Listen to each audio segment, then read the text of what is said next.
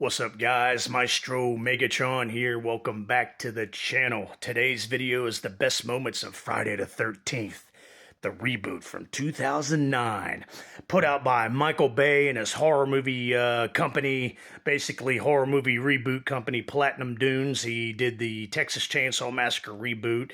He did the Frankenstein reboot. He did the movie Exeter, and several others in his Platinum Dunes movie company.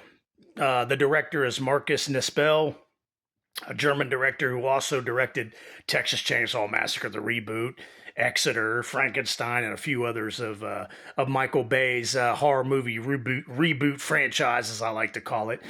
But this came out in 2009, and we were pretty excited about it because it was the first project we got since Freddy vs. Jason in 2003. I still consider Friday the 13th being a project Freddy vs. Jason because it has the Camp Crystal Lake lore in it and the Jason lore and the Friday the 13th lore. So I consider Freddy vs. Jason in that same lore and timeline. So yeah, we were pretty excited in 2009. Finally got a Friday the 13th project.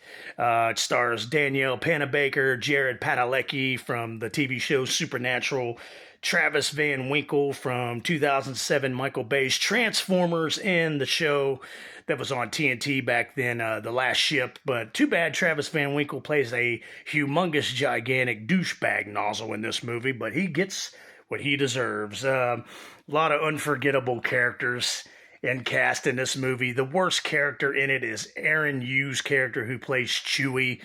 The obnoxious moron, stupid idiot moron that drinks the beer from the shoe when they're playing the beer drinking game at Travis Van Douchebag's cabin that his aunt and uncle own or whatever.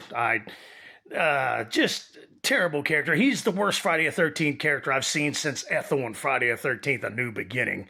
But he is included in one of the best moments in this movie when he goes to the tool shed to get the tools because he fell down drunk on Travis Van Douchebag's coffee table and shatters it. He's like, "Where's some tools at? If you got tools, I could fix this for you."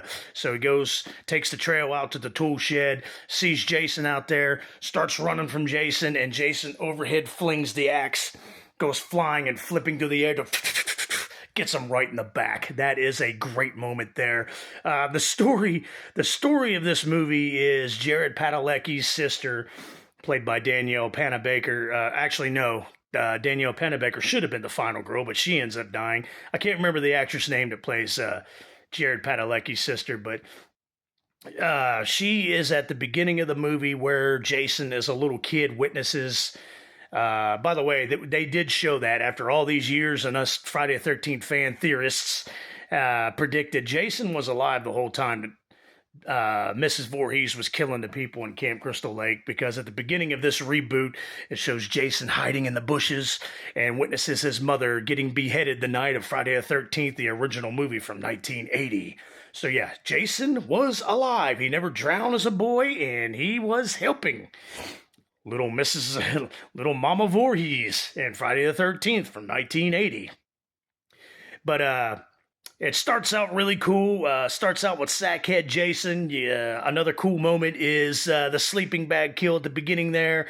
By the way, these campers were pretty unforgettable at the beginning too. It's the first 15-20 minutes of the movie, and they're at Camp Crystal Lake looking for tree crops, looking for greenie crops, as we like to call it. But the sleeping bag kill, where he hangs the chick inside the sleeping bag above the fire, and the fire's flaming up and catching the sleeping bag on fire. That's a badass scene.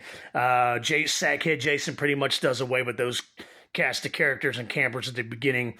Pretty damn good. And then title card, Friday the 13th. But Jared Padalecki's sister was included in that group of teens at the beginning, and Jason seems to think that she has a striking resemblance to his mother, who he, like I said, watched get beheaded at the beginning in the original Friday the 13th. So he kidnaps her and keeps her chained up and prisoner in an underground tunnel at Camp Crystal Lake.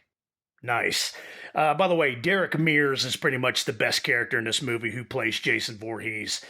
Big 6'5" stuntman Derek Mears brings a brand new breath of life into Jason Voorhees since we don't have Kane Hodder or couldn't get Kane Hodder anymore. Derek Mears does a fantastic, great job, and to me, he's the best character in the whole damn movie. But yeah, Jared Padalecki is looking for his sister who is captured by Jason. And he's going around passing out flyers, runs into Travis Van Douchebag and his group of friends who are staying at his aunt and uncle's cabin or whoever's cabin it is. Like I said, the storyline's very forgettable, I guess, except for there's almost a little love interest between Danielle Panabaker's character and Jared Padalecki's character, but unfortunately she dies. To me, she should have been the final girl, but as we know at the end, Jared Padalecki rescues his sister at the end, and then they defeat Jason, and supposedly Jason falls down to the bottom of Camp Crystal Lake again. How original. And then at the end, he turns into an Olympic swimmer and splashes up on the dock and grabs his sister back down. So we don't know if it was a dream sequence or it really happened or not. But like I said, the best moments include Jason. Derek Mears, if they're ever going to do, I tell you what, they're doing the Crystal Lake series. That's been greenlit and that's in pre-production. When they eventually introduced Hockey Mask Jason in the Crystal Lake TV series, I hope Derek Mears still has it in him to come back and don the hockey mask for the Crystal Lake TV series because he did a great job. Every scene with Jason, Derek Mears in it is a good moment. All the kills are pretty damn decent. When Travis Van Douchebag gets his, he gets picked up by the throat and tacked on to the back of a tow truck in the middle of the road there, and he's like hanging and shaking as the tow truck's driving off. That's a great scene, but Travis Van Douchebag got what he deserved. Jared Padalecki's a good, solid character in it, puts up a good fight against Jason. So does Danielle Panabaker, but for some odd reason, they kill her off at the end. But the party scenes are just freaking absurd and obnoxious. I can't stand Aaron Yu's character, who plays the part of Chewie. Can't stand his character, like I said. Just obnoxious. Just the worst character since Friday the 13th, A New Beginning with Ethel. But yeah, it's a pretty decent, good, solid Friday the 13th reboot. And it's what's sad, again, it's the last project we got of Friday the 13th. I mean, they gave us an online Friday the 13th game a few years later, back in 2016, 2017, but we lost that. Thanks, Victor Miller and Sean Cunningham, you morons. And now, like I said, we're getting a Crystal Lake TV series on Peacock that's in pre-development, pre-production right now. We're just waiting for it to come out, which will probably be the end of next year, or you never know, might be the middle of next year in the summertime. How fitting for that. Summertime at Camp Crystal Lake. But Derek Mears is great. I hope they bring him back sometime as Jason, especially in the Crystal Lake series. But this reboot was okay. It's I don't include it in the marathon. If it's on TV, like on Sci-Fi Channel or whatever, and it's on, I'll go ahead and watch it, especially around slasher season or Friday the 13th, or, a Friday the 13th marathon that's on TV. But other than that, I mean, I own a copy of it, but it's not one of my first grabs off the shelf to put into the Blu-ray player. But anyways, moving on with that. But yeah, you guys let me know what parts I might have missed, which I probably missed a lot of good moments and parts. Let me know in the comments what your favorite moments and what your favorite scenes are.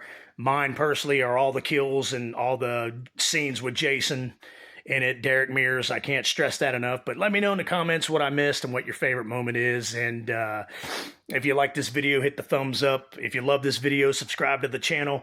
If you really, really love this video or in love with this video, become a member of the channel. Check out my membership package that I provide on my channel here. But that concludes the best moments of the Friday the 13th series. The next will be the best moments of Dr. Loomis.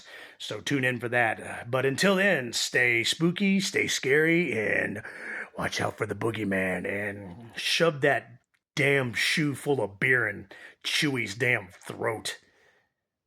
Please.